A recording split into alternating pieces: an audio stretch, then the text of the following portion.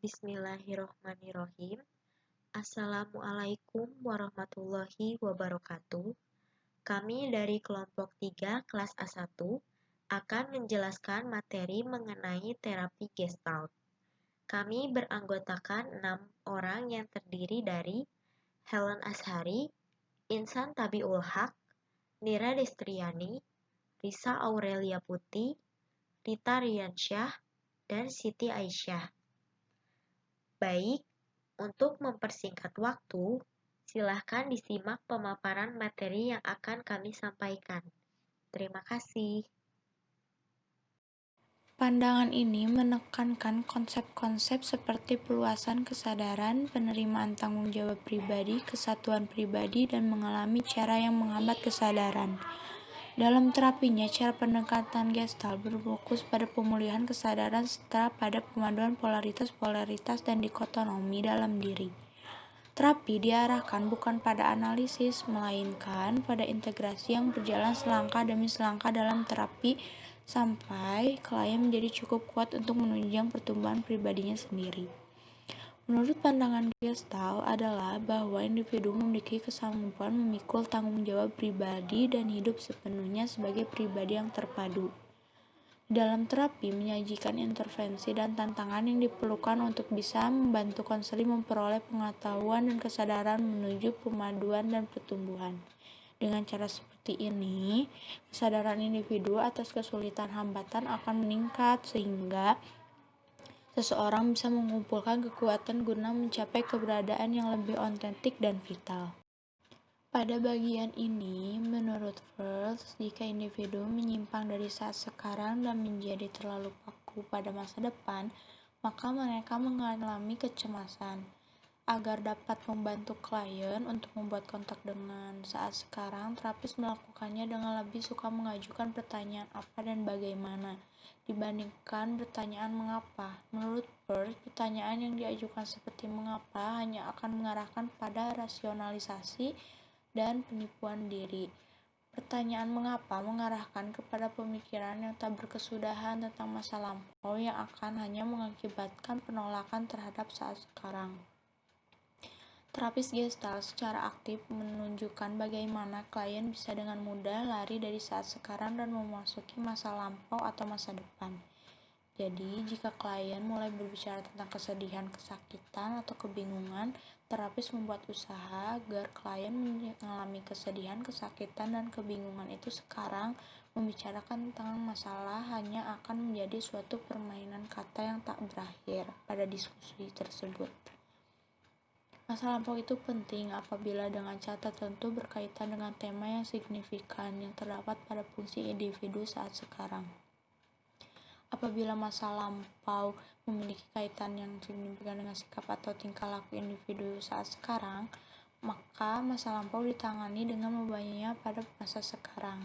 Jadi apabila klien berbicara tentang masa lampaunya, terapis meminta klien membawa masa lampaunya ke saat sekarang, seakan-akan mereka mengalaminya pada saat sekarang. Menurut Peirce juga mempunyai keyakinan bahwa orang-orang cenderung bergantung pada masa lampaunya karena untuk membenarkan ketersediaannya memikul tanggung jawab atas dirinya sendiri atas pertumbuhannya.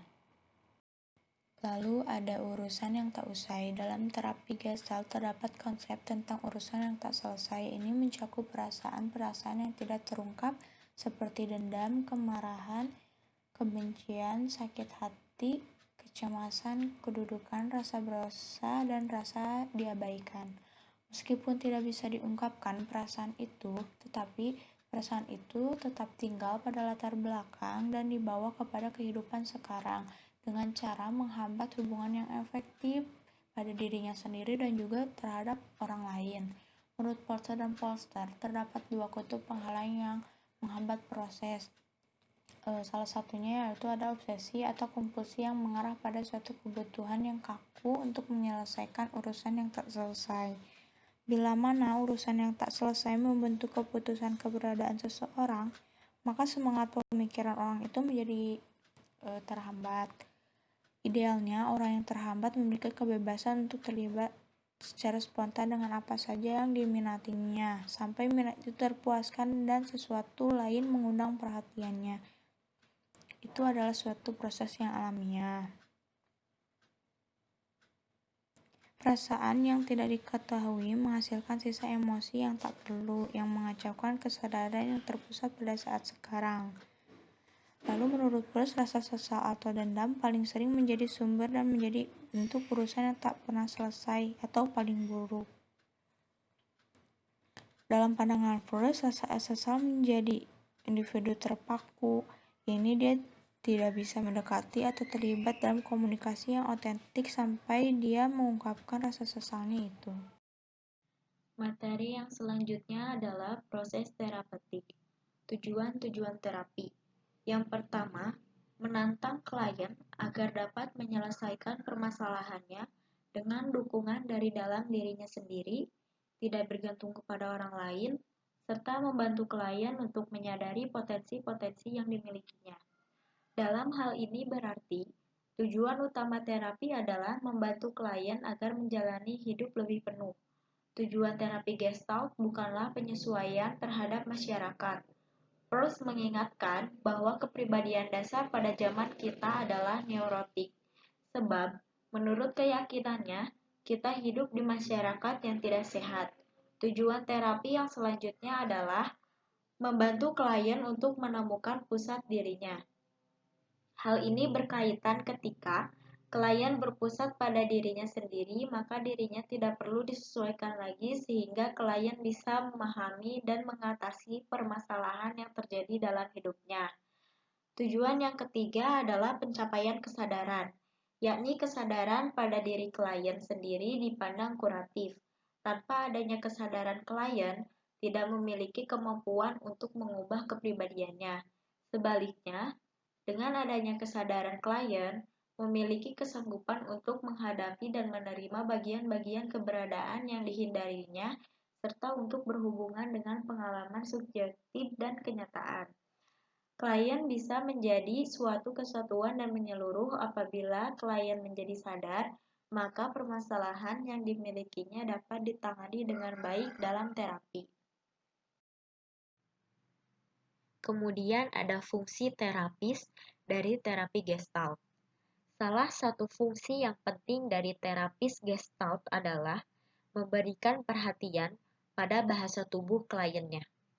Isyarat-isyarat nonverbal dari klien menghasilkan informasi yang kaya bagi terapis, sebab isyarat-isyarat itu sering mengkhianati perasaan klien yang tidak disadari oleh klien.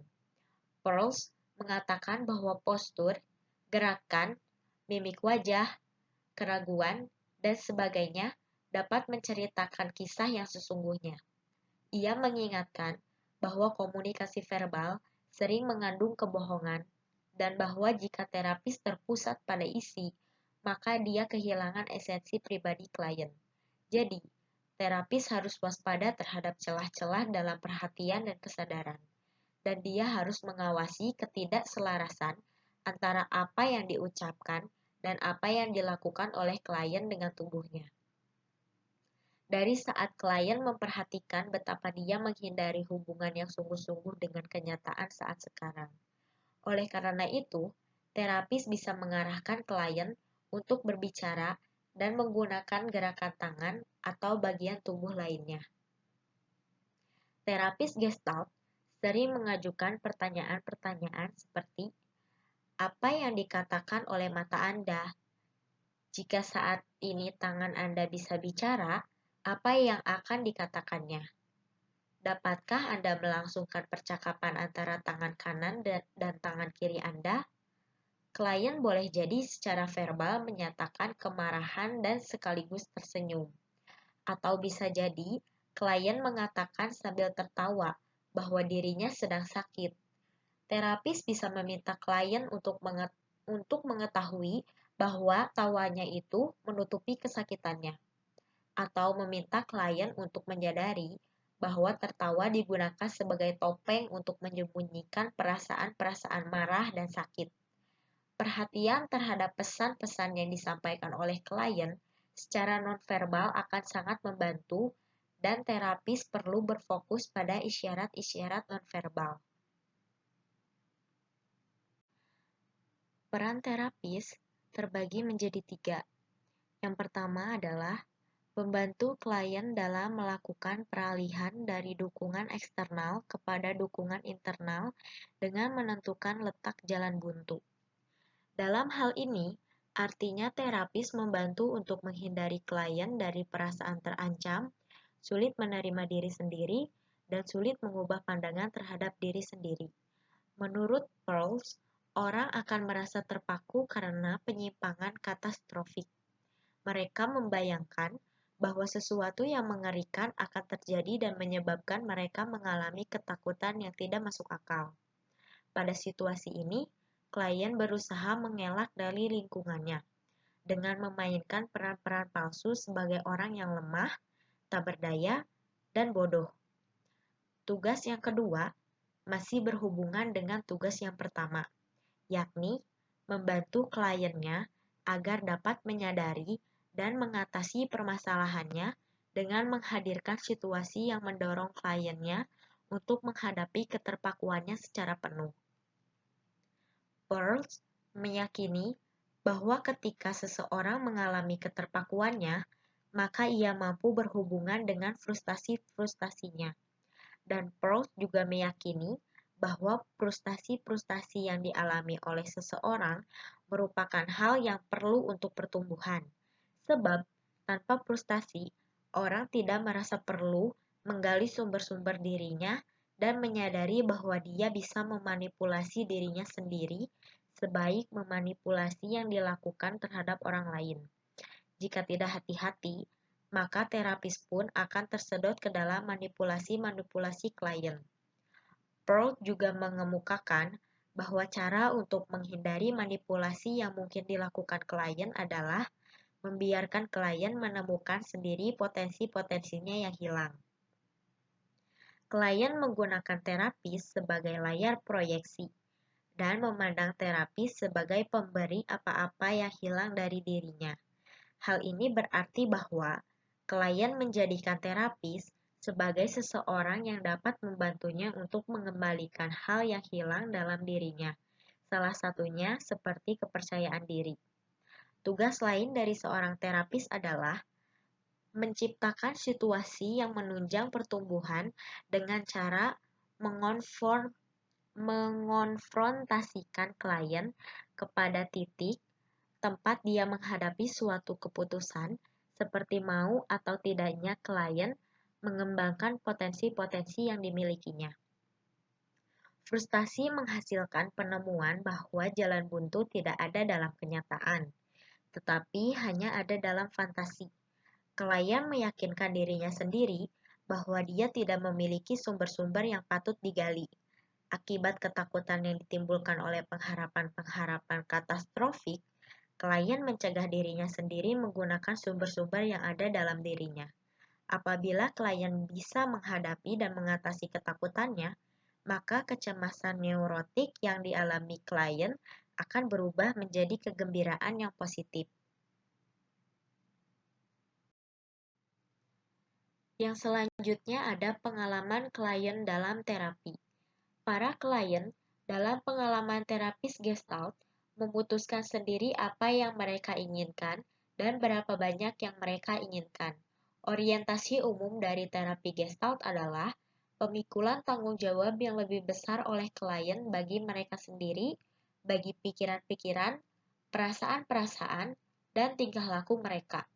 Terapis mengonfrontasikan kliennya dengan cara-cara mereka sekarang, menghindari tanggung jawab mereka, serta meminta mereka agar membuat putusan-putusan tentang kelanjutan terapi, tentang apa yang ingin mereka pelajari dari terapi, dan tentang bagaimana mereka ingin menggunakan waktu terapinya.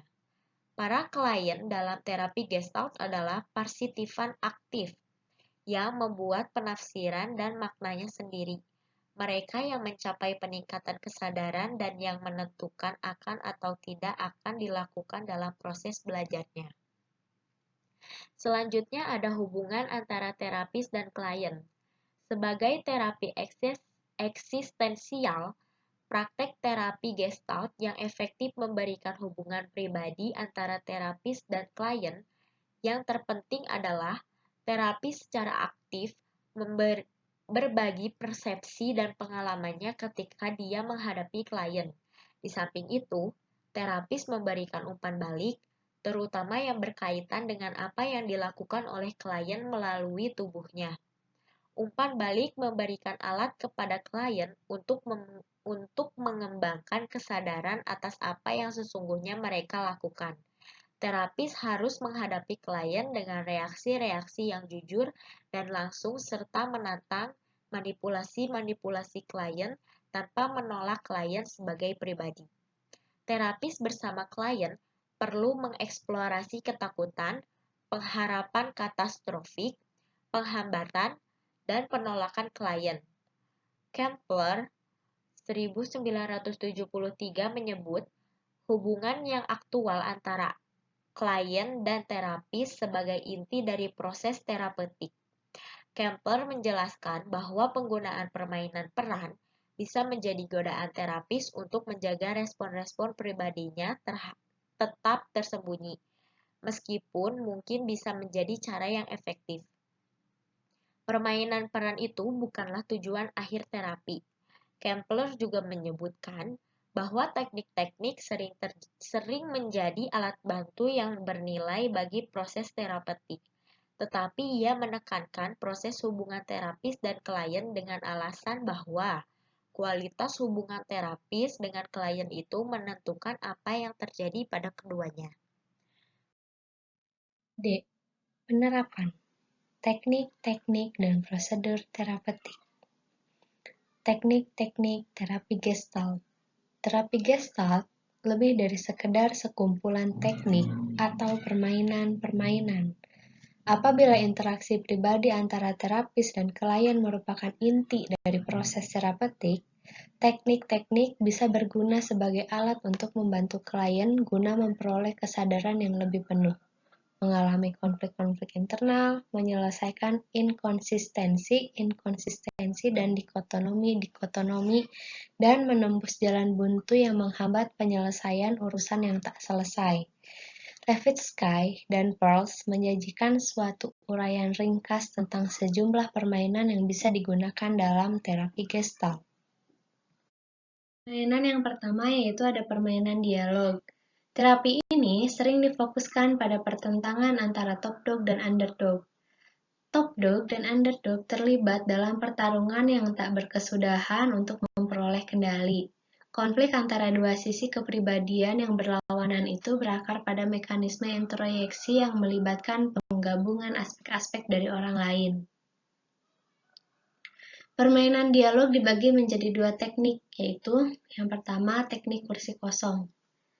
Teknik kursi kosong adalah suatu cara untuk mengajak klien agar mengeksternalisasi introyeksinya. Pada dasarnya, teknik kursi kosong adalah suatu teknik permainan peran yang semua perannya dimainkan oleh klien. Teknik ini membantu klien agar bisa berhubungan dengan perasaan atau sisi dari dirinya sendiri. Klien mengintensifkan dan mengalami secara penuh perasaan-perasaan yang bertentangan. Teknik ini membantu klien untuk menyadari bahwa perasaan adalah bagian diri yang sangat nyata. Teknik ini juga bisa membantu klien untuk mengenali introyeksi-introyeksi parental yang tidak menyenangkan. Lalu yang kedua ada teknik permainan dialog. Teknik permainan dialog dapat digunakan baik dalam konseling individual maupun dalam konseling kelompok. Top dog dan underdog yang telah dibuktikan menjadi kekuatan yang membantu klien menjadi lebih sadar atas pemisahan internalnya dan atas sisi yang mungkin menjadi dominan. Teknik semacam ini sering bisa menggerakkan para klien ke arah yang sungguh-sungguh mengalami peran-peran yang mereka mainkan, yang tiap kali menghasilkan penemuan kembali aspek-aspek diri yang otonom. Yang kedua, yaitu permainan berkeliling. Berkeliling adalah suatu latihan terapi gestalt di mana klien diminta untuk berkeliling ke anggota-anggota kelompoknya dan berbicara atau melakukan sesuatu dengan setiap anggota. Maksud teknik ini untuk menghadapi, memberanikan, menyingkapkan diri bereksperimen dengan tingkah laku yang baru, serta tumbuh dan berubah. Sejumlah latihan bisa membantu orang untuk melibatkan diri dan memilih mengatasi hal-hal yang telah membekukan dirinya dalam kekuatan. Misalnya, latihan mengungkapkan rasa tanggung jawab terhadap orang lain. Contohnya, saya bertanggung jawab atas kesalahan-kesalahan saya terhadap kamu.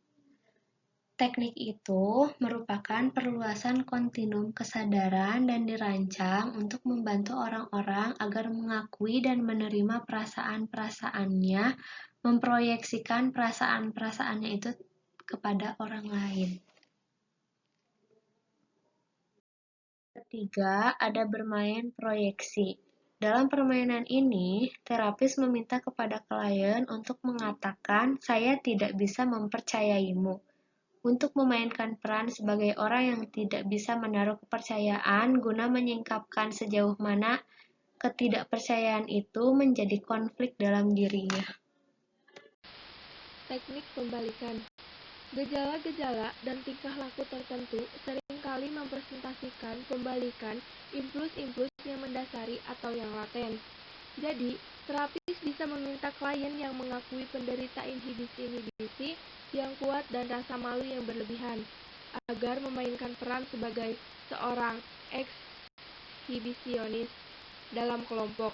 Oleh karena itu, teknik ini bisa membantu para klien untuk memulai menerima atribut-atribut pribadinya yang telah dicoba diingkarinya. Ilustrasi lain dari pengguna teknik pembalikan adalah kasus seorang wanita yang diminta oleh penulis untuk menjadi seseorang yang jahat. Selain itu, klien juga menyampaikan sumpah serapahnya. Klien adalah seorang wanita yang tidak pernah mampu mengakui isi buruk dirinya, sehingga dia mempersepsi sisi buruknya itu. Permainan ulangan. Menurut Peirce, banyak permainan kita yang merupakan pengulangan. Dalam fantasi, kita mengulang-ulang peran yang kita anggap masyarakat mengharapkan kita memainkannya. Ketika tiba-tiba saat menampilkannya, kita mengalami demam panggung atau kecemasan, yakni kita takut tidak mampu memainkan peran itu dengan baik. Para anggota kelompok terapi melakukan permainan berbagai pengulangan satu sama lain dalam upaya meningkatkan kesadaran atas pengulangannya. Pengulangan yang dilakukan oleh mereka dalam memenuhi tuntunan memainkan peran-peran sosial. Permainan melebih-lebihi. Permainan ini berhubungan dengan konsep peningkatan kesadaran atas tanda-tanda dan isyarat-isyarat halus yang dikirimkan oleh seseorang melalui bahasa tubuh. Klien yang diminta untuk melebih-lebihi gerakan-gerakan atau mimik muka secara berulang-ulang yang biasanya menginteraksikan perasaan yang terpaut pada tingkah laku dan membuat makna bagian dalam menjadi lebih jelas. Jadi, tingkah laku yang biasa digunakan dalam permainan melebih-lebihkan itu misalnya adalah tersenyum sambil mengungkapkan kesakitan atau perasaan yang negatif. Sebagaimana variasi dalam bahasa tubuh, tingkah laku verbal juga bisa digunakan dalam permainan melebih-lebihkan. Terapis bisa meminta klien agar mengulangi pernyataan yang telah dicoba dibelokkannya dan setiap pengulangan pertanyaan itu diucapkan lebih keras. Tetap dengan perasaan. Teknik ini digunakan pada saat klien menunjuk pada perasaan atau suasana hati yang tidak menyenangkan yang ia sangat menghindarinya. Kebanyakan klien ingin melarikan diri dari stimulus yang menakutkan dan menghindari perasaan-perasaan yang tidak menyenangkan. Terapis bisa meminta klien untuk bertahan dengan ketakutan atau kesakitan apapun yang sedang dialaminya sekarang dan mendorong klien untuk menyelam lebih dalam ke dalam perasaan dan tingkah laku yang ingin dihindarinya. Menghadapi, mengkonfrontasi, dan mengalami perasaan-perasaan tidak hanya membutuhkan keberanian, tetapi juga membutuhkan kesediaan untuk bertahan dalam kesakitan yang diperlukan guna membuka dan membuat jalan menuju taraf-taraf pertumbuhan yang lebih baru. Pendekatan Gestalt tahap kerja mimpi. Dalam psikoanalisis, mimpi-mimpi ditafsirkan, pemahaman intelektual ditekankan, dan asosiasi bebas digunakan sebagai satu metode untuk mengeksplorasi makna-makna yang tidak disadari dari mimpi-mimpi. Tetapi Gestalt tidak menafsirkan dan menganalisis mimpi, bahwa kembali mimpi pada kehidupan, menciptakan kembali mimpi itu berlangsung sekarang. Konsep tentang proyeksi adalah dominan dari teori Pels tentang formasi mimpi. Klien menjadi setiap aspek dari mimpi dengan melakonkan kembali setiap aspek, tidak memikirkan dialog di antara sisi-sisi yang bertentangan, maka klien lambat laun bisa menghadiri dan menerima perbedaan-perbedaan yang ada dalam dirinya, serta bisa memadukan kekuatan-kekuatan yang bertentangan. Jadi, setiap mimpi mengandung pesan eksistensial tentang diri seseorang dan perjuangan yang dialaminya sekarang. Pers mendasari bahwa jika mimpi-mimpi itu ditangani secara layak, maka pesan-pesan eksistensi yang dikandungnya akan menjadi lebih jelas. Assalamualaikum warahmatullahi wabarakatuh. Saya akan menjelaskan materi tentang penerapan dalam terapi individual dan kelompok. Terapi Gestalt bisa diterapkan dengan berbagai cara, baik dalam setting individual maupun dalam setting kelompok. Dalam konseling, terapi Gestalt bisa diterapkan dalam gaya Gestalt terbatas, di mana interaksi klien dengan terapis bertaraf minimal. Klien menerjemahkan pengalaman segeranya ke dalam situasi permainan peran di mana klien mempersonifikasikan segenap aspek kesadarannya.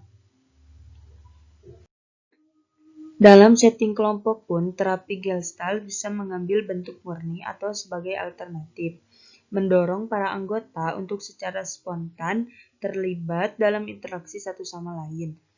First, mengenai kelompok dengan cara murni. Melalui cara ini, terapis klien bekerja sama. Jika seseorang klien telah selesai bekerja, maka terapis biasanya meminta kepada para anggota untuk memberikan umpan balik atau menghubungkan apa yang timbul dengan pengalaman-pengalaman mereka sendiri. Faktor-faktor yang berhubungan dengan penerapan yang pantas dari teknik-teknik terapi Gestalt adalah yang pertama yaitu waktu, yang kedua jenis klien yang ditangani, dan yang ketiga setting yang dihadapi. Spade 1970 menghubungkan diri dengan faktor-faktor tersebut dengan menggarisbawahi soal-soal yang direfleksikannya. Terapi Gestalt paling efektif menangani individu-individu yang disosialisasikan secara berlebihan, terhambat, dan mengerut yang sering dijabarkan sebagai neuristik, fobik, perfeksionatik, tidak efektif, depresif, dan sebagainya. Yang fungsi psikologinya terbatas atau tidak konsisten, terutama ditandai oleh restriksi-restriksi internalnya, dan yang kesenangannya itu hidupnya minimal. Nah, menurut Spade 1970, teknik terapi Gestalt, terutama teknik-teknik konfrontatif dan melakukan kembali, tidak cocok untuk digunakan dalam penanganan klien yang psikotik. Ia menunjukkan bahwa para klien yang mengalami gangguan kepribadian yang lebih berat membutuhkan dukungan yang kuat sebelum mereka bisa menanggung pengalaman kehidupan kembali, seperti kemarahan, kesakitan, dan keputusan yang tidak meluap-luap yang menandai proses psikotik. Yang kedua adalah belajar dengan insight. Insight adalah pemahaman terhadap hubungan antar bagian di dalam situasi permasalahan. Dengan demikian, maka belajar itu akan terjadi manakala dihadapkan dengan suatu persoalan yang harus dipecahkan. Belajar bukanlah menghafal fakta. Melalui persoalan yang dihadapi, itu anak akan mendapat insight yang sangat berguna untuk menghadapi setiap problem. Yang ketiga, belajar berdasarkan pengalaman. Pengalaman adalah kejadian yang dapat memberikan arti dan makna kehidupan. Setiap perilaku individu belajar adalah melakukan reorganisasi pengalaman-pengalaman masa lalu yang secara terus-menerus disempurnakan. Yang ketiga, belajar berdasarkan pengalaman.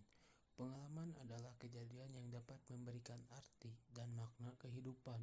Setiap perilaku individu belajar adalah melakukan reorganisasi pengalaman-pengalaman masa lalu yang secara terus-menerus disempurnakan. Yang keempat, belajar adalah suatu proses perkembangan. Materi dari belajar baru dapat diterima dan dipahami dengan baik apabila individu tersebut sudah cukup matang untuk menerimanya. Kematangan dari individu dipengaruhi oleh pengalaman dan lingkungan individu tersebut. Baik, pemaparan materi dari kami sudah selesai. Terima kasih atas perhatiannya. Bila ada kesalahan, kurang lebihnya kami mohon maaf. Sekian dari kami. Wassalamualaikum warahmatullahi wabarakatuh.